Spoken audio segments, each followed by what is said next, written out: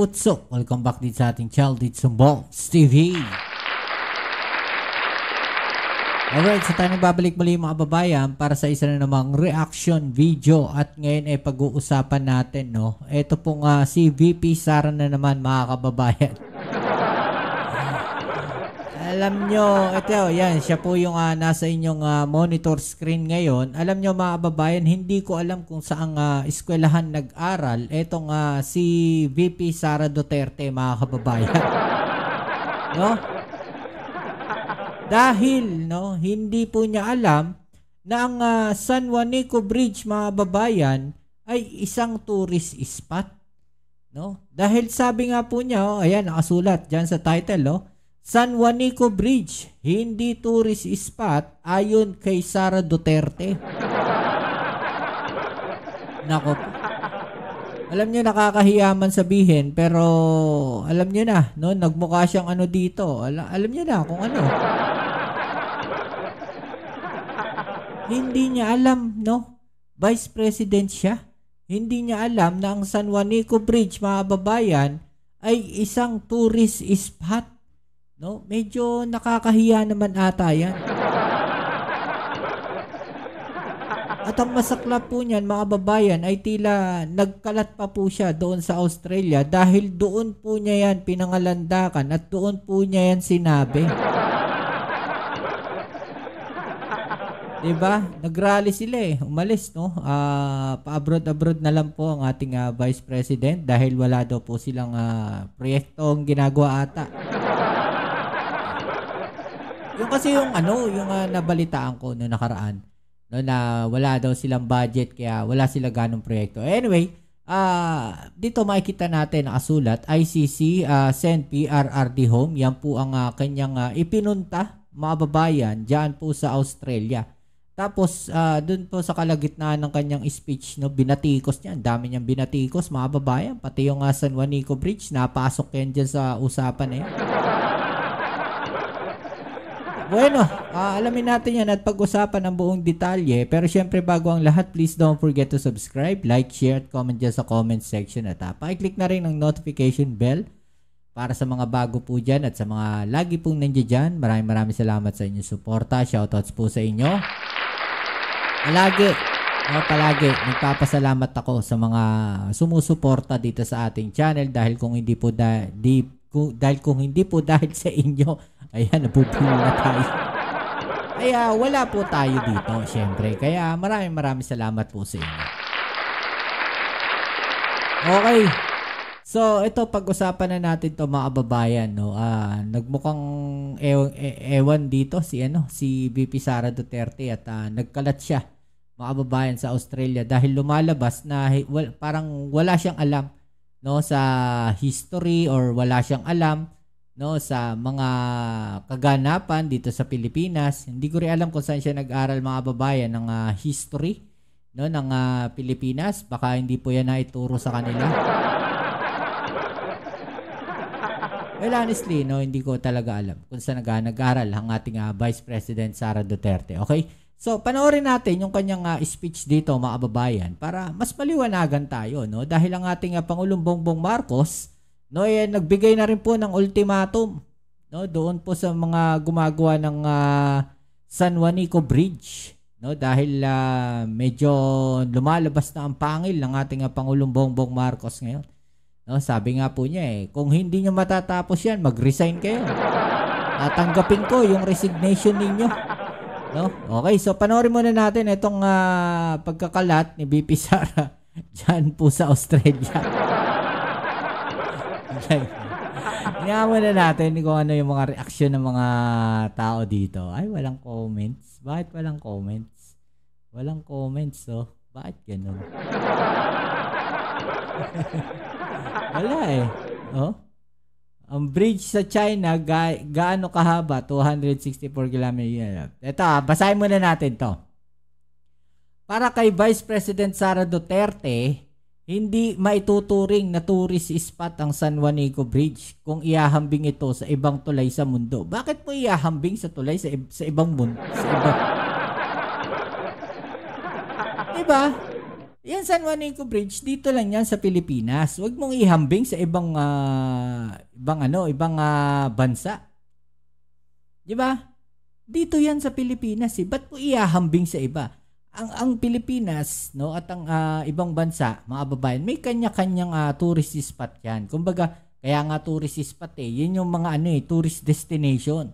No, yung mga pwedeng makita, pinagmamalaki ng isang bansa, pwedeng puntahan, no, pwedeng pasyalan. Hindi naman porket sinabing tourist destination, no, ano tawag natin dito, tourist spot mo, baka mga beaches lang yung mga yung alam nito ni BP Sara. Pero kung sa tulay lang, mga babayan, no, ito, nagbigay siya dito ng sobrang nairita daw siya sa isang portion ng ad kasi nakalagay doon sa Tacloban daw sa San Juanico Bridge, tourist spot daw ang San Juanico Bridge. No? Alam nyo ba gaano kahaba ang San Juanico Bridge? 2.6 kilometers. Sobrang irritated ako paano naging tourist spot ang 2.6 kilometers na bridge sa ad niya sa Melbourne, Australia nung netong linggo, no, June 22, 2025. Mga kababayan, hindi naman po sa haba ng tulay, no? Kaya naging tourist spot yan, mga kababayan. Yan pong San Juanico Bridge, kaya po naging tourist spot yan dahil kung paano po siya ginawa, mga kababayan, at dito po sa ating bansa ay I think siya yung pangatlo, no, sa pinakamahabang tulay, no, after po nung Candaba diyan sa NLEX at saka yung isang tulay pa. Mamaya hanapin natin yan. Okay, so inihambing ni Duterte ang San Juanico Bridge sa isang 264 kilometers na tulay umano sa China. 'Di ba? Tamo, maka-China talaga 'to eh, no? Ang dami mong ikukumpara sa China pa. Bagamat walang 264 kilometers na tulay sa China, maaaring ang tinutukoy ng Vice Presidente ay ang Danyang Kunshan Grand Bridge na may habang 164. Kita mo, mali pa yung kanya sinabi. Nagmukha talaga siyang tanga rito. Diba? Itong tulay din ang kasalukuyang may hawak ng Guinness World Record bilang pinakamahabang tulay sa buong mundo. Ang bridge sa China, gaano kahaba? 264 kilometers. Yun ang tourist spot. Yun ang modernization. Hindi tourist spot. Ang 2.6 kilometers, ang 264 kilometers, yan ang tourist spot. Yan po yung sabi ni BP Sara Duterte, ha? Pero, ikinorek siya. No, dahil wala naman daw 264 kilometers na tulay sa China. No, ang meron po yung Grand Bridge ng Danyang Kunshan na 164 kilometers lang. 'Di ba mga babayan? So dito pa lang mali na yung mga impormasyon na kanyang ibinibigay, lalo pa kaya sa confidential funds. Diba? Sorry actually ngayon lang ako umatake ng ganito mga babayan. Pero kasi hindi kasi ako kumbinsido doon sa sinabi na hindi po yan na tourist spot. No, dahil yan po ay ipinatayo ng dating Pangulong Ferdinand Marcos Sr. Ama, no, ni Amy Marcos na best friend niya, no? Nakasama niya kung saan-saan. Sa tingin ko, yung kanyang paghahalin tulad na yan, mga kababayan, ay tila pagbanat sa administrasyon. No, at pagbanat din, no, sa mga local government, no, ng Leyte, mga kababayan. 'Di ba? Atake yan, mga kababayan. Sa nakikita ko. Kasi ba't mo ikukumpara? Tapos ang dami mong pagkukumparahan sa China pa. So lumalabas na pro-China ka talaga? 'Di ba? Mas pabor ka sa China, ganun ba? Panoorin muna natin 'to, mga babayan. Tapos doon sa ad nila, merong mga tourist spots ng Pilipinas. So iba-ibang tourist spot. Pero sobrang nairita ako. Nairita daw siya, mga babayan, ha? Nairita daw. Saan siya nairita? No? Saan nairita ang Vice Presidente? Sa New Star Hotel. Pero sa isang portion ng ad. Kasi, nakalagay doon, sa Tacloban daw,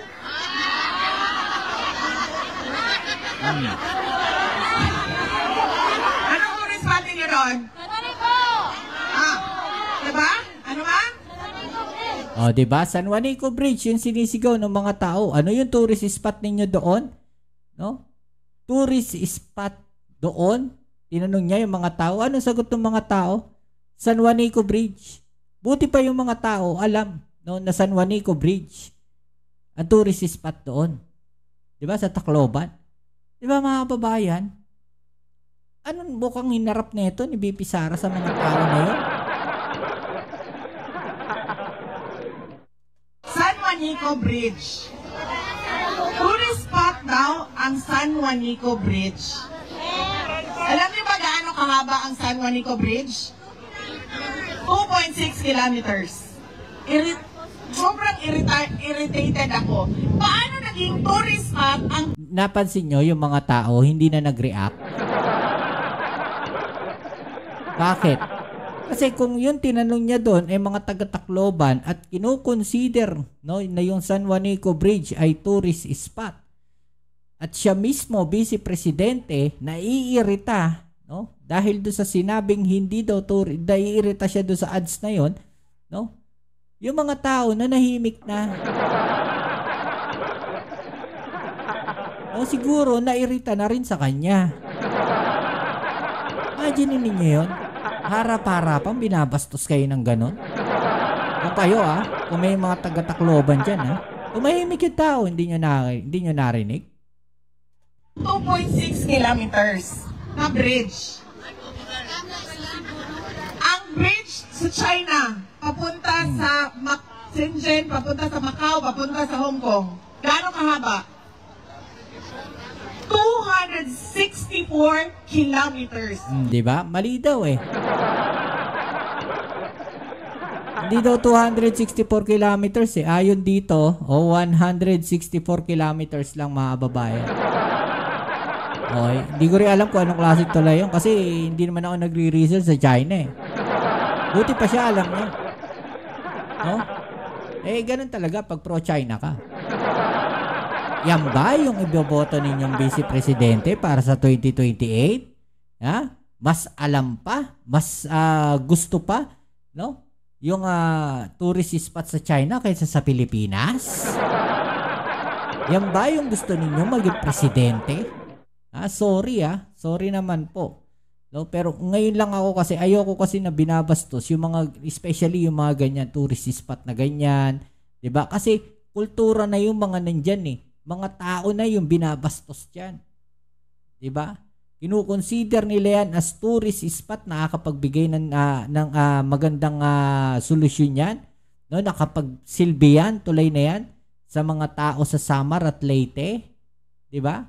Tapos gaganyanin mo lang, sasabihin mo hindi tourist spot. Diba? So parang binastos niya yung mga tao na nagpupunta doon, no, na nagpapapicture dahil kinukonsider yan as tourist spot. Diba? Nakakairita daw.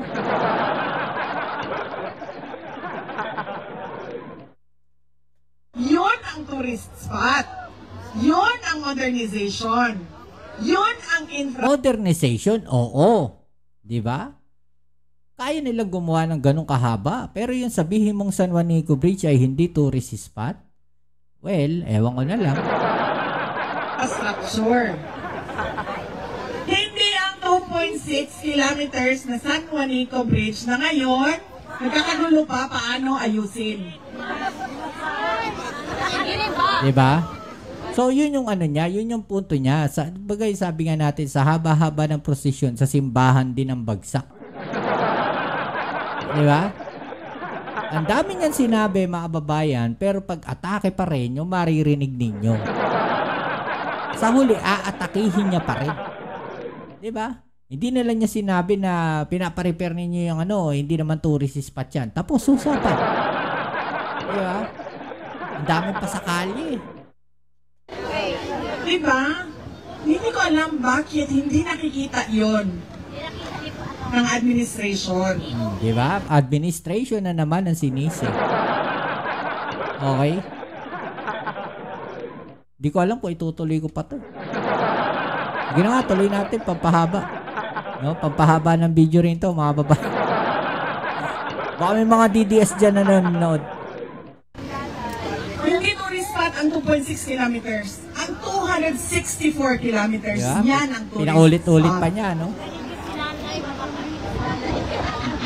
Umutang ka, gumawa ka ng 264 kilometers na tulay sa Pilipinas. Kahit Ibig mo sabihin, lahat ng uutangin doon lang sa tulay dadalhin? Ganon? Walang ibang proyektong pwedeng gawin, kundi tulay lang, ganon? Na 200, saan mo ilalagay yung 264 kilometers na tulay, aber? Sige nga. O kahit yung 100 kilometers na tulay, saan mo ilalagay dito? Sige nga. Ewan ko, naisip yan ni VP Sara habang nagsasalita siya, pero 100 kilometers, no? 164 kilometers na tulay, saan mo ilalagay? hindi na kailangan ng tulay, gawan mo ng tulay. Diba? Kasi Nakita mo yung ano niya, kahit hindi daw kailangan ng tulay, gawan daw ng tulay. Ibay. 164 kilometers yan. Tulay, tulay, tulay. Diba? Cagayan de Oro, to Siquijor, to Dumaguete, tulay papuntang Cebu, Cebu papuntang Bohol, Bohol papuntang Leyte. Oh, yung ganon. Oo. Pero yung sasabihin mo, isang buong tulay. Diba? Ano yun? Tamar papuntang Bicol. Bakit, pwede palang ganon eh. Bakit hindi nila ginawa nung panahon ng administrasyon nila? Nung tatay niya, nakaupo ron. Bilang Pangulo. Diba? Ang dami niya suggestion. No? Bakit hindi gumawa ng tulay? Bakit hindi nyo ginawa nung kayo, yung tatay nyo, nakaupo?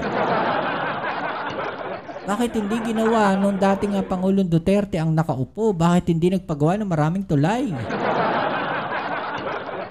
Diba? Yan. Romblon papuntang Marinduque, Marinduque papuntang Batangas. Ala, tulayan mo yan lahat. Yan ang tourist spot. Diba? Philippines. O anong tourist spot dun sa tulay na yun? Diba? Pinagkonekta mo lang yung mga isla, pero hindi siya tourist spot din. Ganon din yun. Anong pinagkaiba niyan doon sa tulay na ginawa na pinagkonekta yung Samar at Leyte? Diba? So, hindi considered na tourist spot yun? Yung gagawin ninyong proyekto ang tourist spot? Ganon?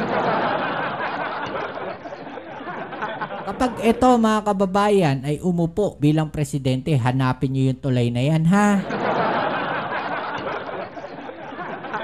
Diba? Siya, naisip niya ba't di niya ipagawa? Pag ito naupong presidente, hanapin natin yung tulay. The country of bridges. Yan ang tourist spot. Diba? Anong klase yun, mga babae? Ginagawa ng katatawanan. Diba? Huwag ako bigyan ng Pilipinas at sasabihin ninyo sa akin, tourist spot ang 2.6 kilometers. Pero pinagdugtong-dugtong mo lang yung isla. Ganon din yun. Diba mga kababayan? So, in the end, mga kababayan, ang inano niya rito, atakihin pa rin yung gobyerno. Nasa ibang bansa ka, Vice Presidente ka ng Pilipinas, umating ka ng rally na Free Duterte Now, pero ang ginawa mo, atakihin yung gobyerno. Diba? Tama ba yon? Tama ba na ipakita mo dyan? No? Bakit hindi ka dito sa Pilipinas magaganyan? Sabi ng mga kababayan natin. Okay, so ito medyo mahaba na kasi yung video na yan. Pakita ko muna sa inyo mga kababayan. Ito, San Juanico Bridge, no. Bridge umpisa natin, no. Nung construction niyan, no, construction of the bridge commenced during 1969. Presidential campaign, it was finally completed, mga kababayan, 4 years later. Okay? So 4 years later, nakumpleto po yung proyekto na yan. Okay? So, ayun sila natin. Okay. So, ayan, no?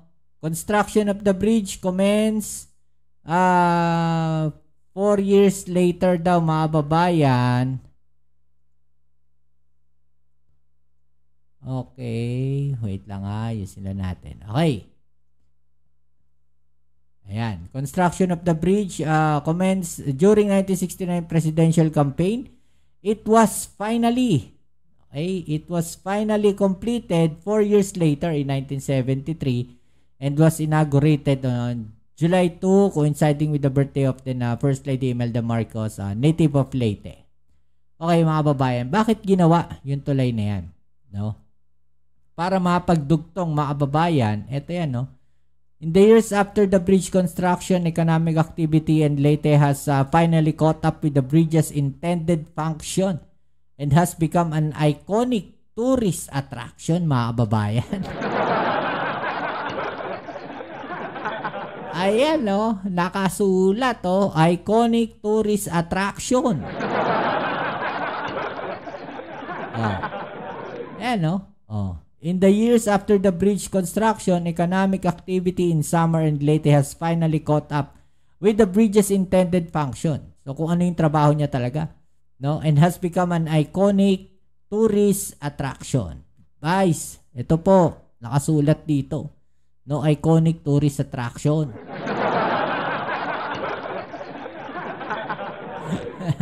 Ayan, nakasulat to. Diba? Iconic tourist attraction.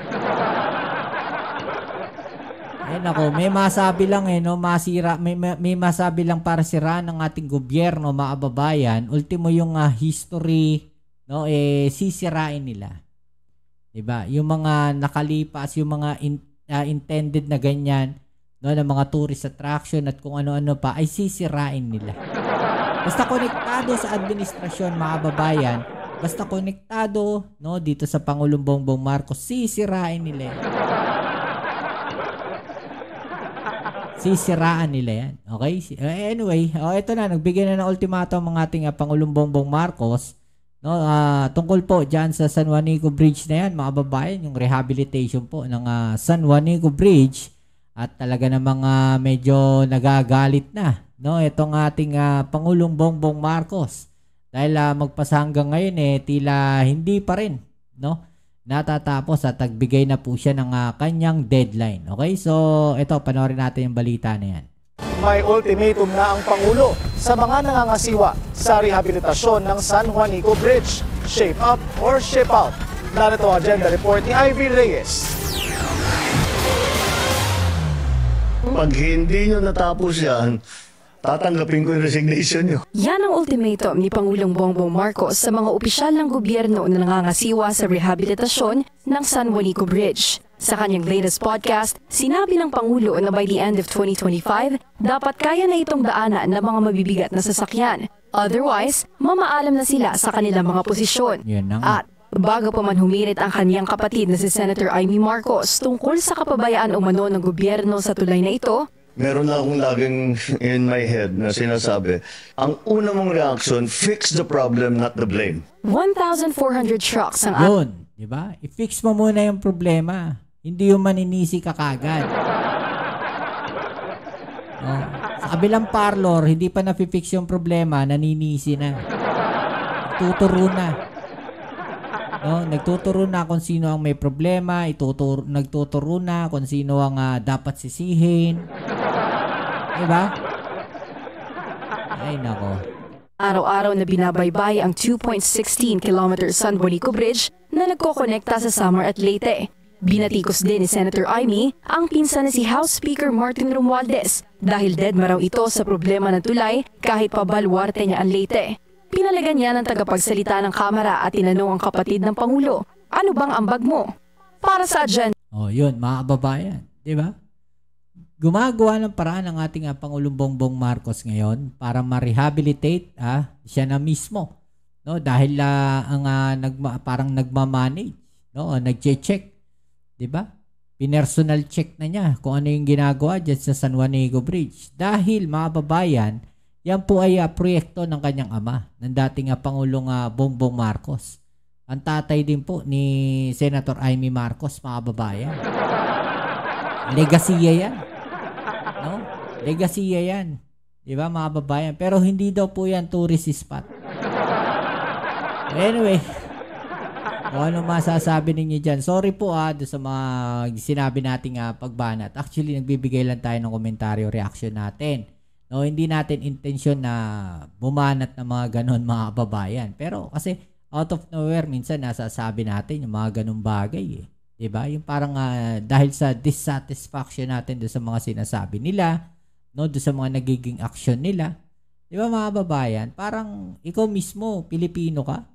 No, hindi mo tinatanggap na tourist spot yan at mas proud ka pa o mas ikinukumpara mo pa doon sa China na alam mo naman, no, na yung China, mga kababayan, no, masama ang ano sa Pilipinas, ang imahe. Tapos doon mo pa ikukumpara. Kung ayaw ninyo mapag-isipan kayo na pro-China, sana naghanap na lang kayo ng ibang bansa na pwedeng i-compare. Bakit sa China pa? Di ba? But anyway, so yan muli. Maraming salamat sa lahat ng mga patuloy na kasuporta dito sa ating channel. Shoutouts tayo sa mga bago na subscribers dyan. Kita-kits tayo sa ating next video upload. Ito muli ang inyong Kuya Mobs sa Mobs TV. Peace. I'm out.